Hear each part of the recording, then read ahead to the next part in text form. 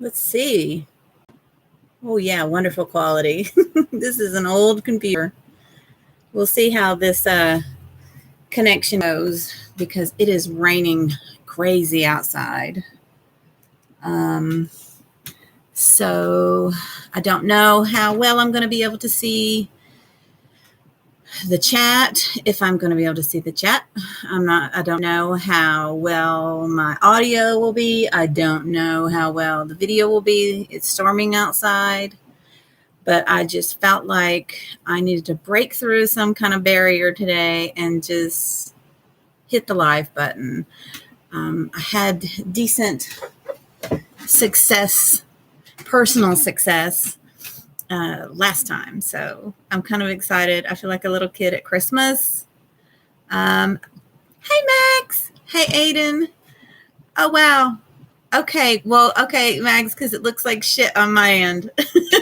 It really does. So I'm sitting at my altar, and because that was the best place to set stuff where things are in order, decently in order, so that the screen just doesn't look like the rest of my house and it's all a mess today. No housework has been done. I have been talking to my friend all day. I did manage to put myself together, get dressed, and do some laundry, but yeah, I'll blame Mags for this one. Hey. No, seriously, I enjoy it. I would much rather. No, I can think of no other way that I would rather spend a rainy, lazy day afternoon. So, how are y'all doing? Hi, Aiden. How are you? So, I know it said Ramble in the description and in the title, but if this actually goes somewhere, I'll rename it. I do have a particular thing I would like to talk about, but I also get off topic, so it could land anywhere really. So first things first, newness here going on, lots of crazy newness going on here, and this will also tie in to my talk as well. I'm going to try to turn the light on right quick, see if that will help. Let's add some lights to the situation. Let's see here. My room is not the best lighting, so that's a little better. I can at least don't look like a dark, shadowy being anymore. But anyway, it's good to see everyone. And anyone that shows up for the replay, bless you for hanging in there. But actually, there is something I want to talk about. And when I first started thinking about talking about this, it almost made me want to just delete every other video that I started my channel with and just scrap and start from the beginning.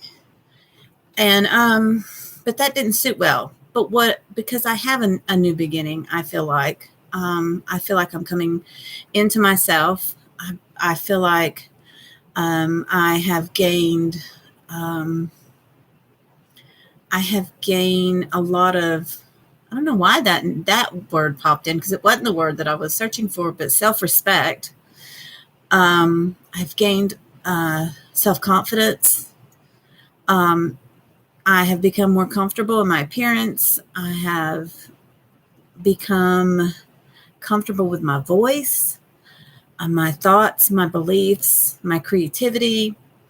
So I thought, what a perfect time to be just here in this space and sharing that, because I have to jump through that hoop in order to get to my other videos that I want to do. And I think a lot of people can relate to this.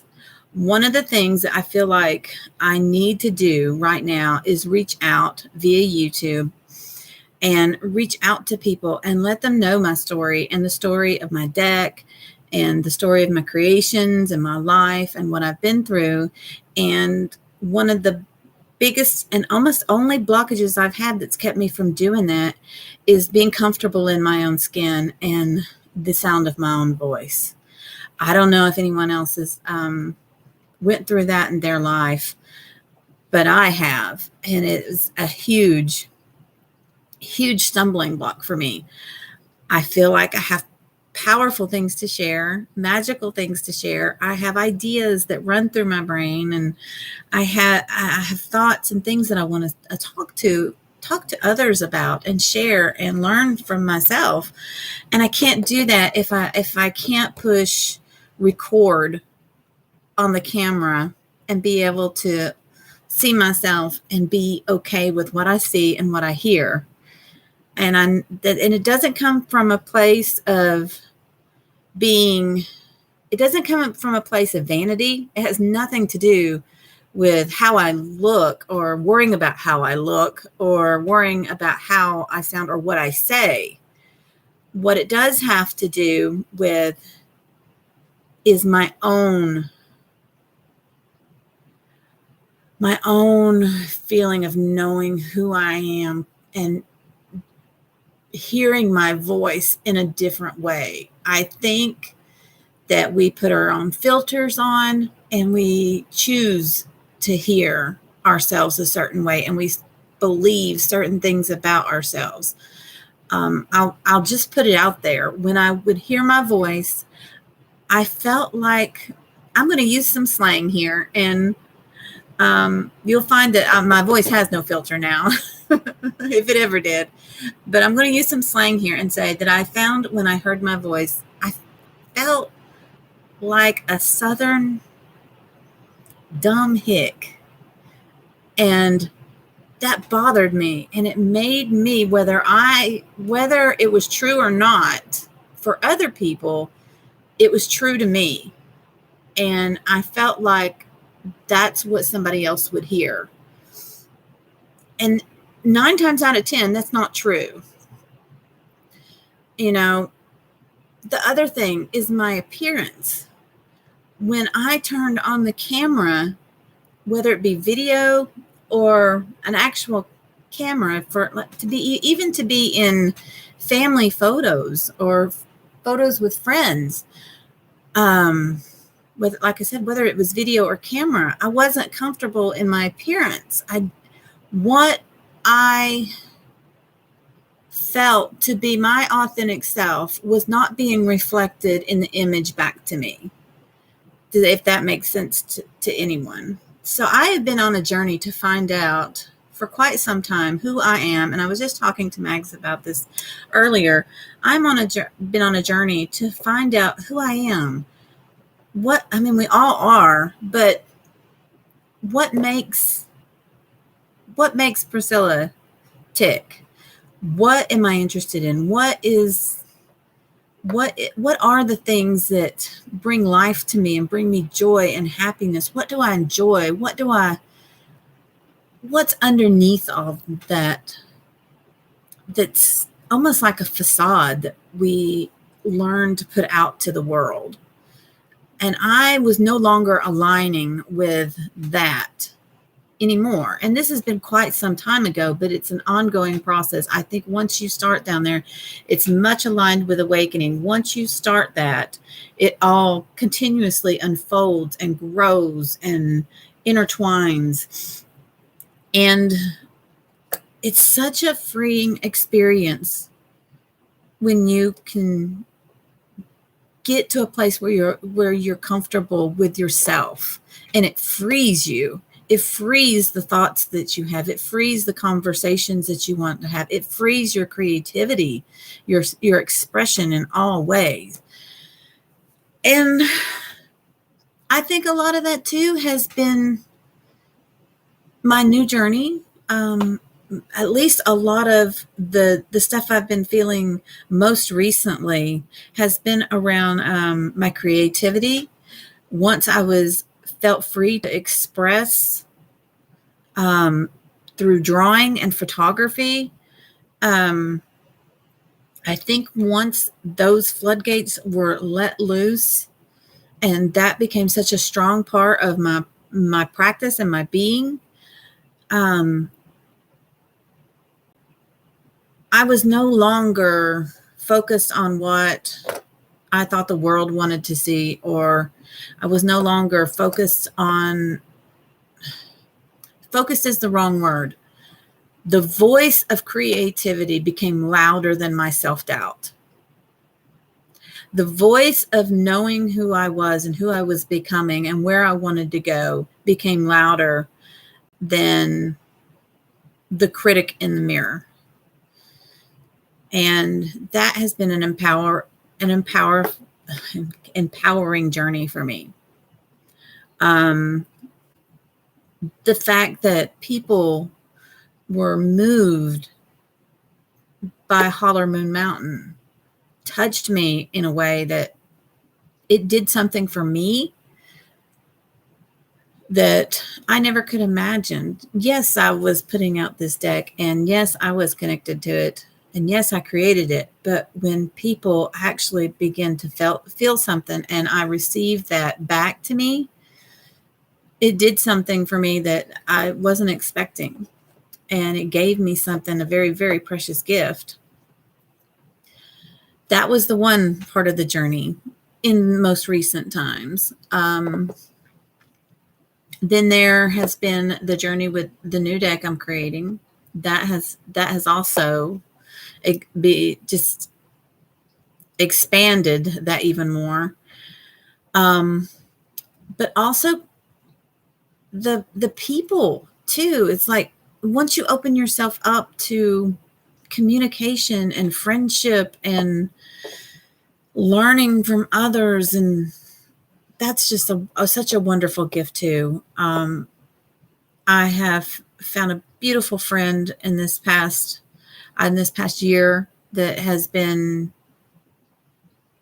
I can't put a price tag on that. And just open it, having someone to talk to like that. Well, I have my husband and we talk about different things, and it has changed our conversations, and that has enriched something in my life as well. But having people to talk about and explore our spirituality and our lives opens up new trains of thought and new perspective. And you start to see yourself more like the way others are seeing you. And that was a massive thing that I have leapt over in most recent times, is because very rarely you'll get the skeptic or you'll get the troll on social media or whatever. But for the most part, you will see that people are supportive and they see you oftentimes in a way that we don't see ourselves.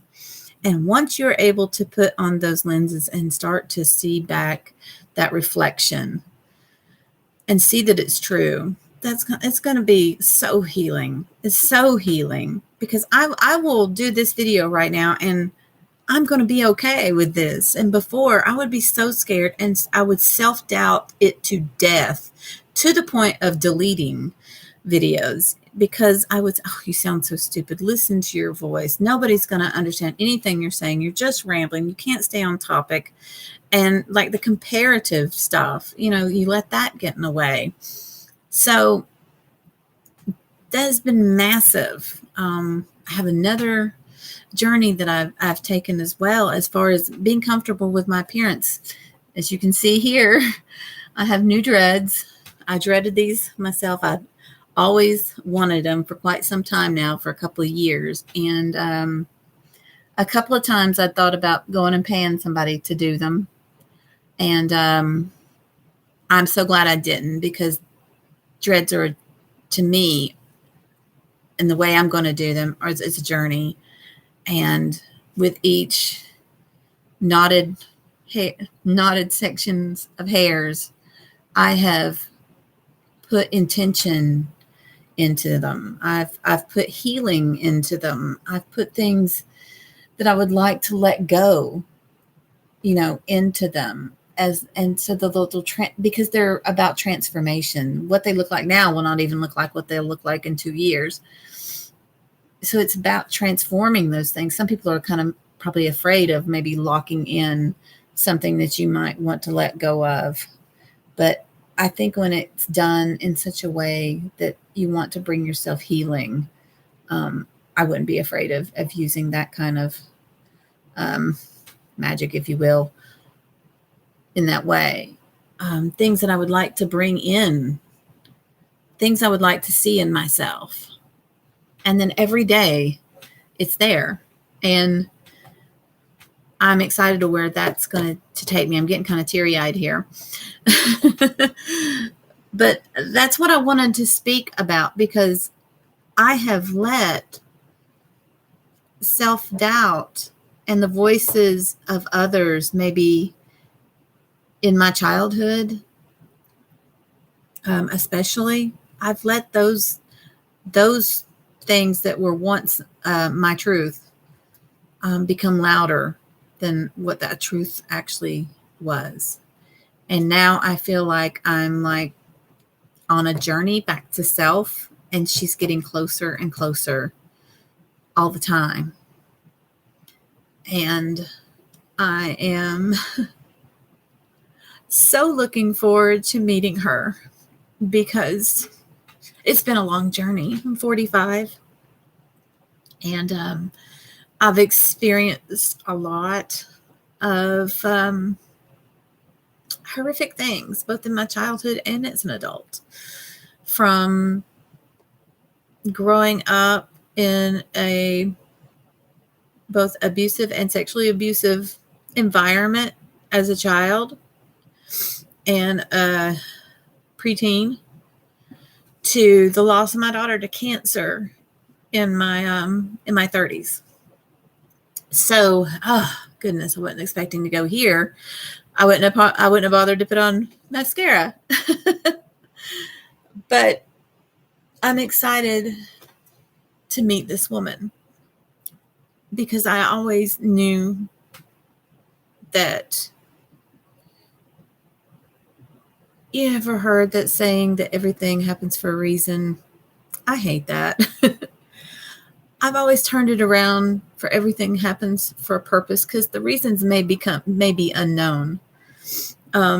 Reasons are unexplainable, but purposes, you can put forth purpose to the things that happen in your life. And I think a large part of our purpose is figuring out who our authentic self was. And I think a lot of that is lost. I think we thought we come into this world, however you believe spiritually, we come into this world authentically and whole and with purpose.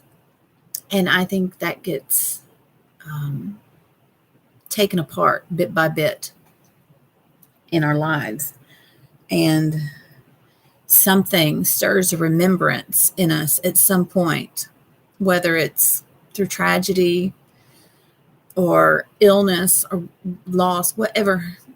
I think it sparks a remembrance, and then we spend the rest. Part of our purpose is to spend the rest of that journeying back to self, and the sooner that can happen, the better. So, it's encouraging you to stay on your path back to self, and to drown out the loud voices that are keeping you from doing that, and start listening to the voices of encouragement, whether it be through friends, family, or just